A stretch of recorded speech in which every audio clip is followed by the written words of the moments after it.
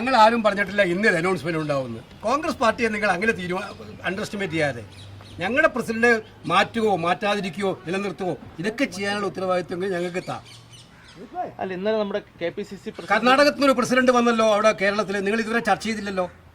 കോൺഗ്രസിനെ മാത്രം ചർച്ച ചെയ്താൽ മതിയോ? അല്ല ഇന്നലെ KPCC അപ്പോൾ ഞാൻ പറഞ്ഞല്ലോ, അതിനകത്ത് ഇത്രയേ ഉള്ളൂ. പാർട്ടിയിൽ എന്തെങ്കിലും തീരുമാനം വന്നാൽ നിങ്ങളെ അറിയിക്കുന്ന സിസ്റ്റമുണ്ട് പാർട്ടിക്ക്, അതറിയിക്കും.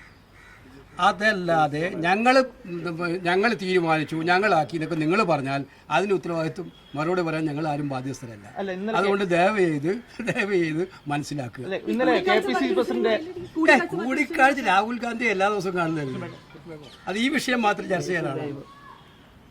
ആ വിഷയം ചർച്ച ചെയ്യാൻ ഒരുപാട് വിഷയങ്ങളുണ്ട്. ഞങ്ങൾ ഗുജറാത്ത് സംഘടനാ പ്രശ്നങ്ങൾ ചർച്ച ചെയ്യാനുണ്ട്. അവിടുത്തെ DCC പ്രസിഡന്റുമാരുടെ നിയമനം ആവാനായിട്ടുണ്ട്.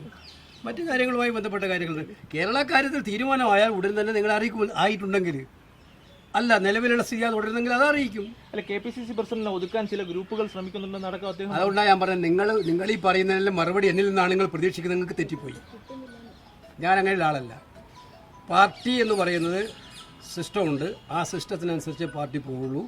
പാർട്ടിയുടെ സിസ്റ്റം വളരെ ക്ലിയറാണ്. ആ സിസ്റ്റത്തിനനുസരിച്ച് മുന്നോട്ട് പോകും. മനസ്സിലായല്ലോ?